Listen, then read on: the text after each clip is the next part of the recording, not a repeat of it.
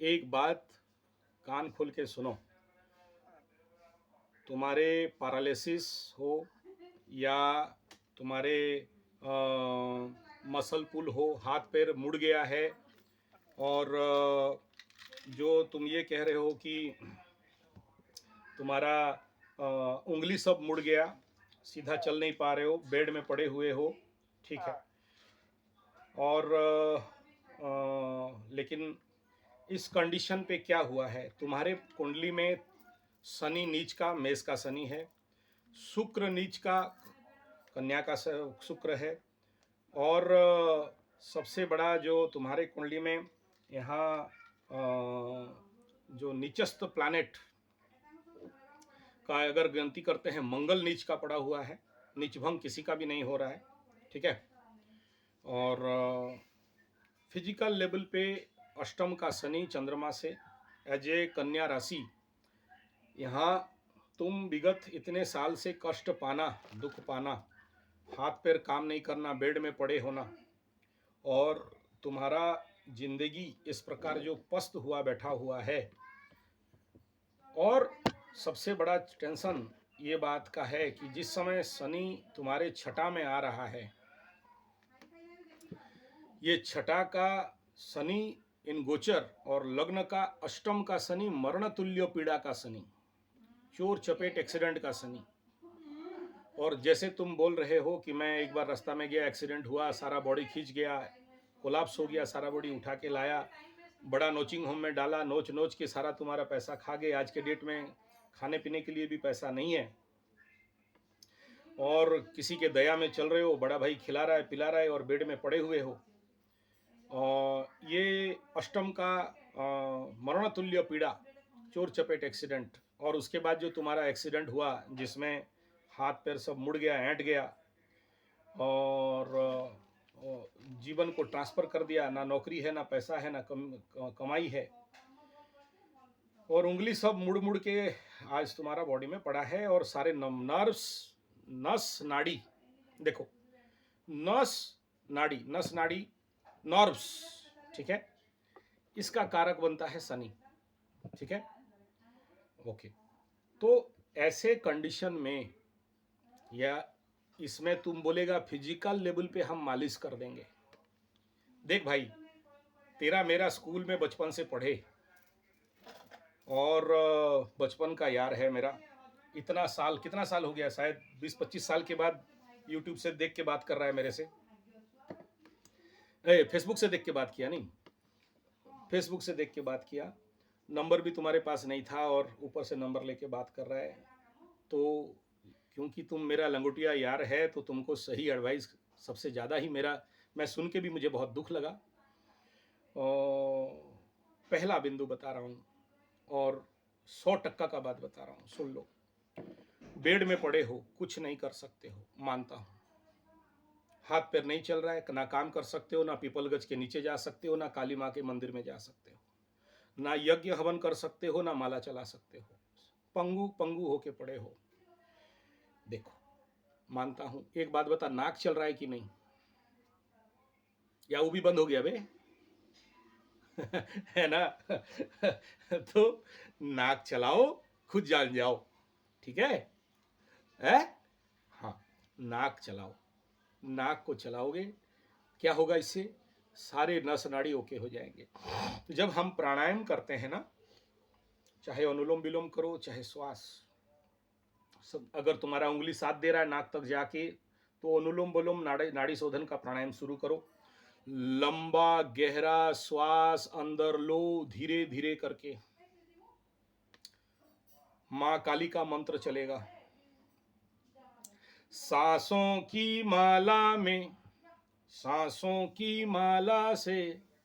ये बहुत अच्छा कवाली वाला गीत है मेरे नुसरत फतेह अली साहब का, ठीक है ना, उसको सुनो, एक बार सुनो क्या गाते हैं वो, ठीक है।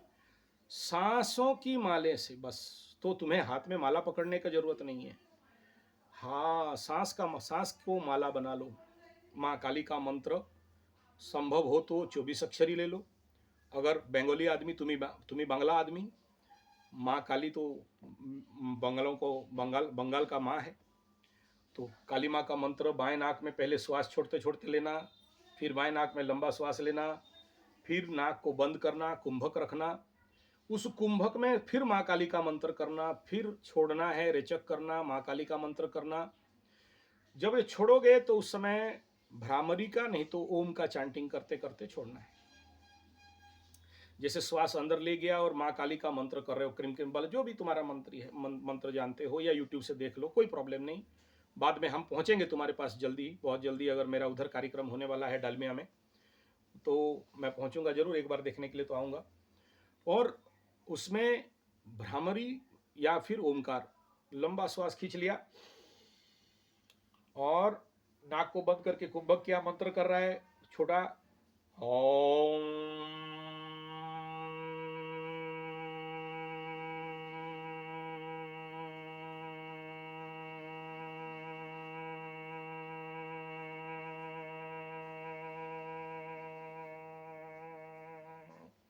कितना सेकंड हुआ मेजर कर, कम से कम 30 सेकंड से 1 मिनट का एक ब्रीदिंग एक ब्रीद आउट, एक ब्रीदिंग एक breathe in breathe out, breathe in breathe out मंत्र चलेगा। साथ में अंदर श्वास भरोगे, जब श्वास भरोगे तो अपने अभिष्ट जो इच्छा है उसको बोल देना। जो इच्छा बोलोगे, हे माँ दक्षिण काली के मेरे को स्वास्थ्य प्रदान करो, मेरा सारा रोग हरो, मेरा शनि का महादशा शुरू हो रहा है, पता नहीं अभी 19 साल क्या होने वाला है, निचस्त शनि है, अष्टम का शनि है, माँ तेरे ही घर में शनि बैठा है, उसको ठीक कर। तेरा कमांड से काम हो जाएगा, मन का शक्ति मन बल को दृढ़ करेगा, काम बन जाएगा। एक दूसरा क्या, प्राणायाम में वो शक्ति है कि तुम्हारे ईड़ा पीड़ा, ईड़ा पिंगला सुषुम्ना और अंदर के श्वास जब राइट कॉन्साइड कर जाएंगे, हमारे प्राणायाम शास्त्र में तुम जब मेरे लिए पम्पलेट पोस्टर छापता था, याद है ना, आज से 30 साल पहले योगा क्लास के लिए, याद है कि नहीं है, भूल गए हो? सब याद है, हाँ। तो उस समय मेरा प्राणायाम क्लास चलता था, तो तुम आते थे, शायद देखे होगे, 1-2 क्लास तुम अटेंड भी किए हो, मेरा अटेंड किए हो। तो वो प्राणायाम से क्या होता है ना, जितने नस नाड़ी है या जितने सारे नर्व्स हैं या जितने सारे नाड़ियां हैं, उन नाड़ियों में जहां जहां ब्लॉकेज रहता है ना, ये जब श्वास अंदर डीप इनहेल डीप एक्सेल करोगे तो उन पे वो प्राण शक्ति का प्रभाव होके खुल देता है। तुम बाहर से किसी शरीर को मालिश करोगे, कितना दूर पहुंचोगे, मांसपेशी, हड्डी, रक्त संचालन, और क्या कर लो, क्या उखाड़ लोगे। लेकिन जब तुम प्राणायाम करोगे और प्राण को खींचोगे, प्राण को लोगे, तो तुम्हारे अंदर का प्राण शक्ति बढ़ेगा या घटेगा? जब प्राण शक्ति बढ़ा, जो शरीर में आज प्राण नहीं है, मुड़ गया है, उंगली बेंड हो गया है, सीधा नहीं हो रहा है, शरीर का मसल बेंड हो गया है, मतलब क्या, वहां प्राण शक्ति है बोल के बेंड हुआ है या प्राण शक्ति नहीं है बोल के बेंड हुआ है? नहीं है बोल के। तो प्राण जब संचार कर दोगे तो नस नाड़ी, नर्व्स, मांसपेशी, रक्त संचालन खुलेगा कि नहीं खुलेगा?